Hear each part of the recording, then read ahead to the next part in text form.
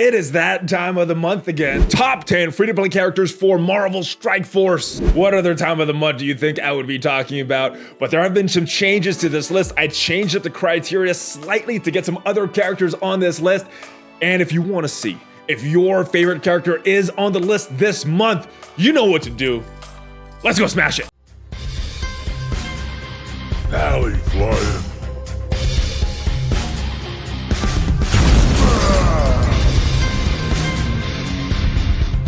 What is up, Valley Bros? ValleyFlyin here. Oh yeah, I am back. Welcome to the channel. And yes, it is that time, guys. October 2019, top 10 free-to-play characters for Marvel Strike Force. Is your favorite character still on this list? I did change up the criteria like I said in the intro, and the reason for that is I wanted this list to be changed up a little. I didn't want it to be the same exact list every single month, and if I kept the same criteria, it could probably be the same as last month or the month before. So I wanted to switch it up so that there's some change in this list. And the big thing that I weighed very heavily this month, well, not more heavily than a character being bad or good, but very heavily was the usage. If I'm using this character a lot this month, then they're gonna get weighed a little heavier. So yes, this list is very subjective. You may agree with it, you may not. And even if you don't agree with this list, I hope you'll like this video. And if you do, give it a thumbs up. Now, usage, very, very important for this list, because I figure if you are playing this game, using these characters is very important. So, you know, if there's a good character on paper and you don't use them, how good is that character really? Now, just a reminder, guys, this is not the order I think you should farm these characters in.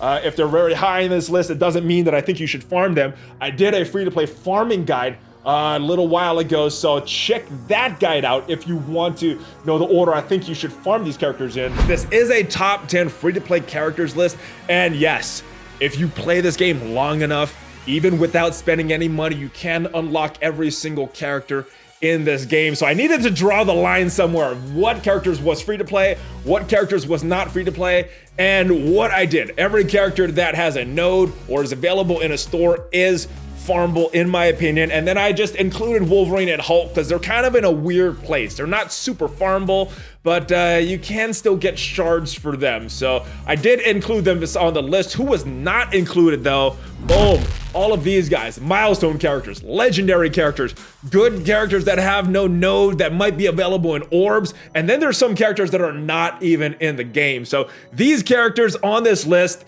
in this sheet here, they are not eligible for this list, and that is where I drew the lines. Who just became eligible? Who just became farmable this previous month, and who is now eligible to be on this list? There's two of them. Boom.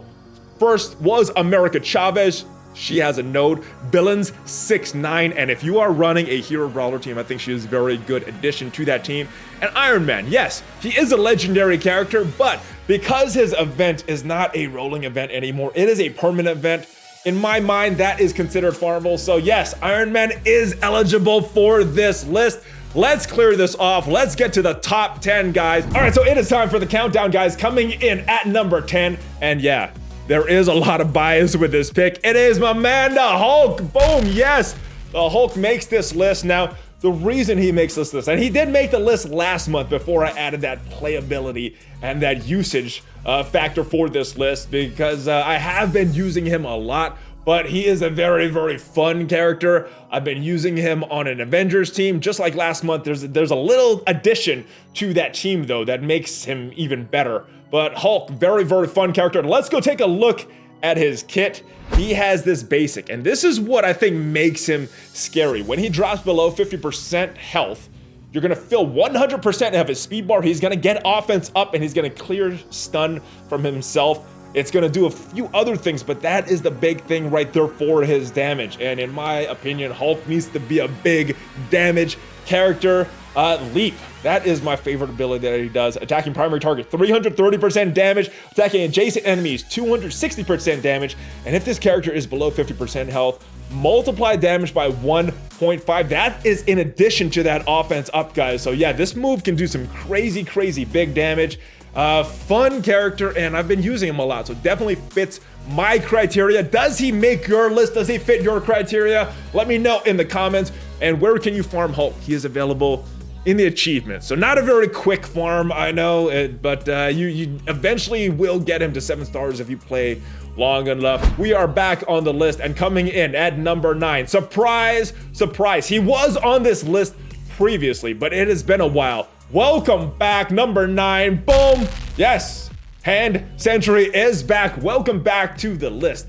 Very, very important piece of that hand team. But I think the hand team has fallen off a lot because nobody really uses Hand Sentry on that hand team anymore. They use him on a lot of other teams, like a villain team. I personally am using him all the time on an Ultron team, and he works very well. Some good synergy there. Let's go take a look at his kit, though, and see what makes this guy tick. Why is he so good? As you can see right here, his kit is pretty bland. His basic is all right. His passive is okay, but just Stealth Bomb. This move is really what his character is all about. Applying stealth to all enemies except for self for 2 turns. And you're gonna, this is the one, guys, applying evade to 4 allies, gaining deflect. And that evade really helps out. When you get a big AoE, you know, the stealth's not gonna help you, but when you get that big AoE, those evades will. So really makes himself the target to kind of sacrifice for that team. And that is what Hand Sentry is all about. I think the hand would be better if they had him on the team, but there's a lot of other teams that are better with Hand Sentries. And where can you get Hand Sentry? Well, he is available on the raid store, so you might not be able to farm him every single day, but he's also available on Cosmic 3.6. All right, back to the list, guys, and we have a newcomer to this list. This guy hasn't been on the list ever, and he's always been a pretty good character. And I think the one thing that held him back, at least for me, I haven't really used him a lot. Hasn't really found a place on a team that is super meta, and he's still probably not a meta character, but I'm using him a lot. He's a good character. So coming in at number 8, boom, Loki. Yes, Loki, I haven't used him a lot previously. He was on a Mystic team and does very well in that team, but when I put him on that Avengers team, his big opening combo with his special and then Captain Marvel's ultimate, oh my goodness, one of the enemies is dead. One of the enemies is dead after that turn, so big turn. All right, so let's take a look at Loki's kit, see what makes him so good. It's not his basic. His basic is okay. It is his special. This special, applying defense down to primary target for 2 turns, then you're gonna mind control and 2 enemies to attack the primary target. So big damage right there. And then the control enemies, they're also getting more damage. And then when you follow this up, that defense down with a big damager, it is not looking good for your opponents, guys. His ultimate, it actually helps with some survivability, calling a few mirror images and applying stealth to everybody. So very similar themes with him and Hand Sentry, guys. And then he has a very good passive, but a lot of it has to do with Mystic controllers. And if you have an Mystic controller team, it will help you out.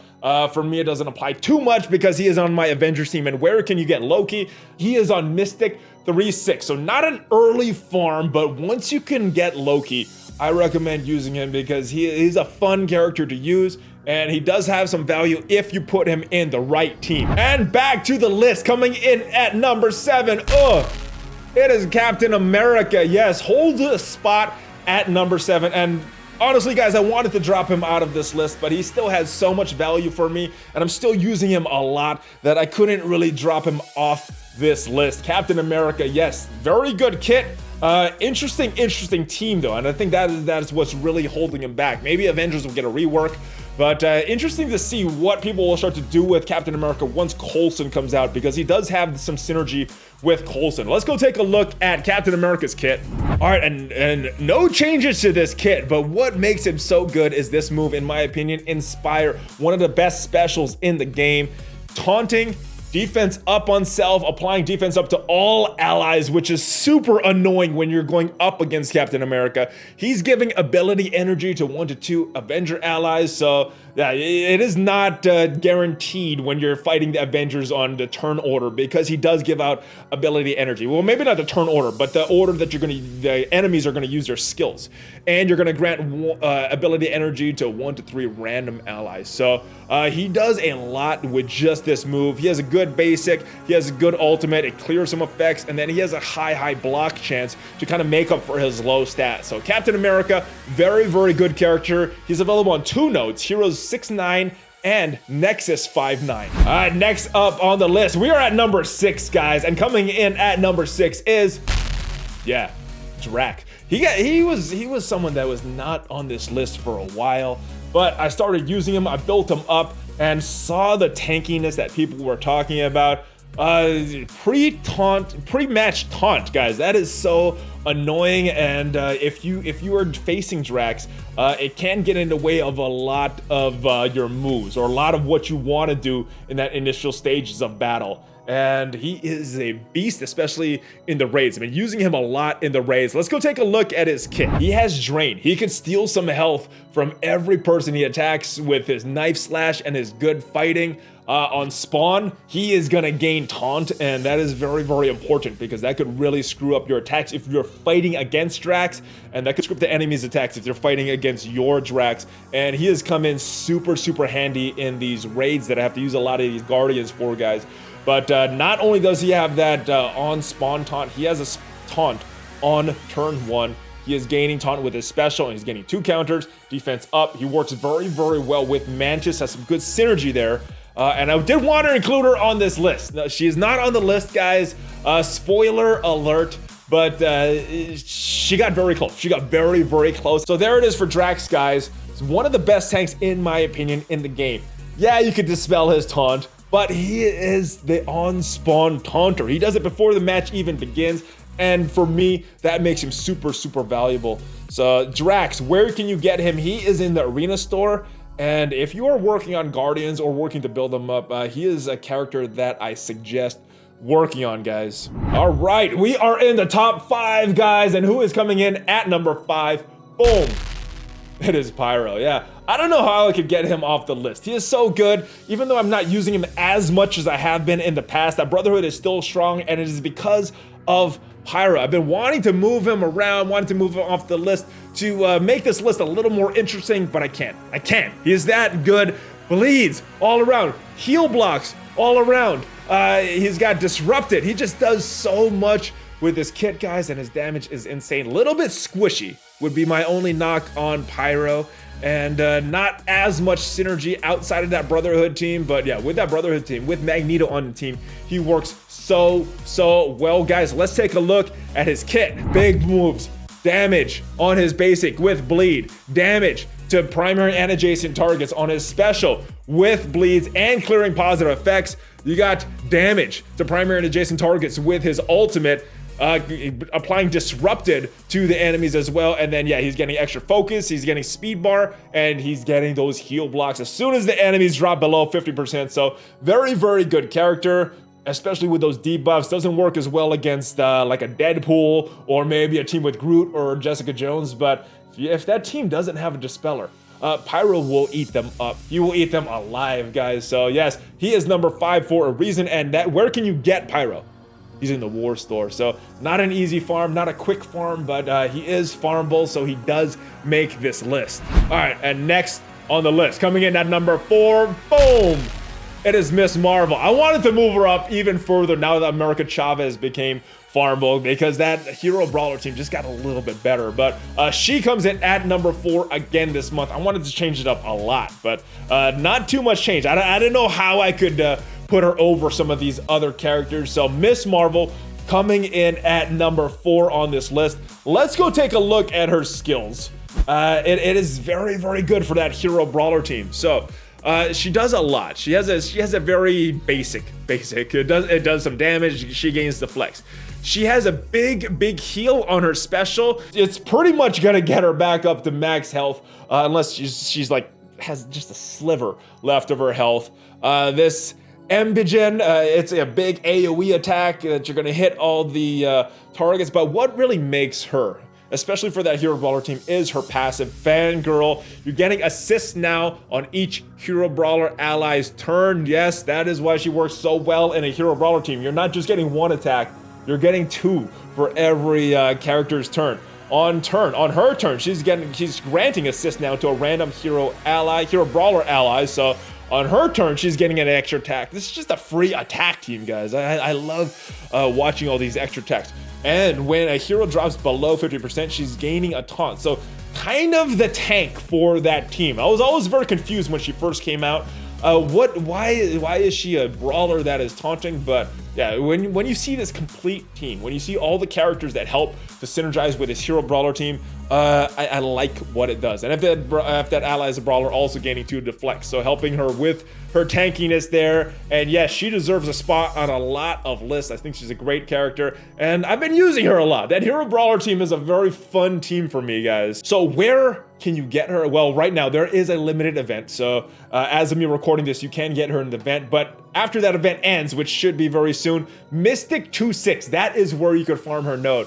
Now, if you have already completed a lot of your meta teams and you don't have hero brawlers yet, go for them. They're fun. All right, and coming in at number 3 for the month of October 2019, it is Vision. Yes, I wanted him to get out of that top spot. He's been in that top spot for a while. And the only way he could get out of that top spot if I changed the criteria for how I was building this list and usage. That's where he's really suffering for me. I'm not using power armor as much as some of these other teams right now.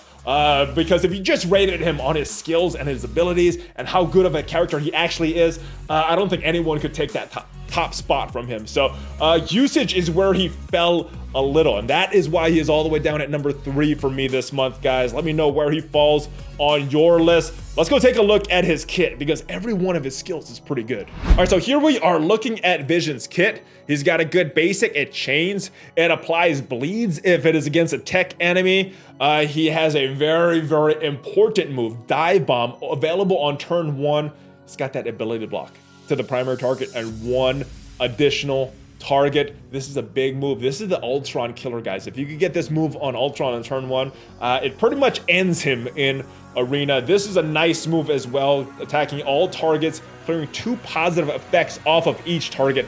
That is big, and most people aren't running him in a Scarlet Witch team anymore, but if you do run them with Scarlet Witch, he's going to give bleeds to each additional target. But this is what really makes him super annoying, his passive. 25% extra dodge chance. Oh my goodness, that is so annoying to go up against when he's on the enemy team. Defense up for 2 turns, that helps him a little. And then tech allies also gain defense up for 2 turns when that passive is maxed out. So he's making teams better, not just himself. So very, very good character. If usage was not even in the equation for me, this would be the top character pretty much every month. But I wanted to shake it up a little, so that is why he fell. And yeah, very late farm, guys. Not an easy farm. He is available all the way in that Mystic 3-9 node. All right, next character coming in at number 2. Boom! It is Groot, the man. He is Groot, yes. So he's all the way at number 2. And I know, it's Groot. He doesn't feel like he belongs there, but I use him all the time, and he does so much, guys. I talk about his kit all the time because I really like Groot, and that is a far change from what he used to be. If you guys were playing way back in the day, you might remember how bad of a character Groot was, and he is so much better right now. Let's take a look at his kit, and I'll talk about why I think he is such a good character. He has a big damage move on his basic, so he's got some damage, death proof, and defense up. This is huge. This was huge for me when I was using him in Dark Dimension. This is huge for me when I'm using him in Blitz. This is huge for the AI when it uses it in the war defense, which I use him on. So he's a very, very good character. Huge skill, guys. Life Spores, this is his Dispel. This is why you can't just go up against BKT with Brotherhood. You gotta plan it out, see if you have enough power to overtake them, because he will dispel all their negative effects that you put on them. He's gonna heal all the allies a little bit. He's gonna add in some of his percent of his max health, he's clearing 2 negative effects, guys, and he's applying immunity to the lowest health Guardian for 2 turns, and you probably should be using him in a Guardians team so you could make use of some of that synergy. When he's attacked, he's applying slow to the attacker, and then when he dies, he applies a bunch of buffs to Guardian allies, and he's gonna apply defense up to the rest of the allies. Just a very good character. Very, very underrated in my opinion if people aren't really using him every day, but not underrated at all if you use him all the time, especially in that BKT team. All right, and here we are at number 1. And I don't think it's gonna be too much of a surprise because you could see who I put on this list. You could see who's missing. So yes, big surprise, guys. Coming in at number 1, it is Rocket Raccoon. One of my favorite characters in the game because of the synergy that he has on that BKT team.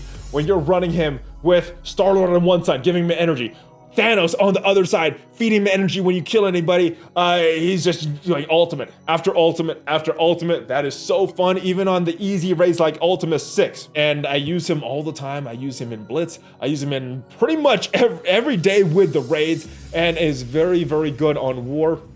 I use him on War defense though. So let's go take a look at his kit, guys. His basic does some damage. He has extra crit chance with that basic, and he's attacking the adjacent targets as well. So sometimes I use this instead of some of his other moves just because he does that adjacency. Now this special is the big one and gives him his synergy with Groot. Well, maybe not his big one, but it's a big one because it gets Groot to apply taunt when Groot is on the team. He's getting an assist. This is a big early turn burst, guys, or early match burst that you're getting with him, because not only is he doing big damage, Groot's calling in to assist this move, and then you have a 70% chance for another character to come in and assist. And yeah, this along with Star-Lord's ultimate usually ends a character right away, right on that first turn. And this is the big one. This is the big one, guys. His ultimate that he attacks all of the enemies. 360% damage when Groot is on the team, and 300% damage when it is not. Very, very good. He gives extra damage to tech allies, and on turn, he has a 40% chance to apply offense up to 2 random allies when you max out his passive. I hope you guys enjoyed this video. If you didn't agree with my list, leave a comment down below with who you think are your top 10 characters for this month based on your usage in the game and your play style in the game. Make sure you check out some of the links down below. Valley merch, there's BlueStacks, there's Patreon if you want to support the channel that way. Leave a like for this video if you enjoyed the video, even if you didn't agree with all my picks. But I will see you guys next time. Subscribe, smash on that like button, and check me out on social media, guys. I will see you next time. Hulk Vest Bump, ValleyFlyin, out!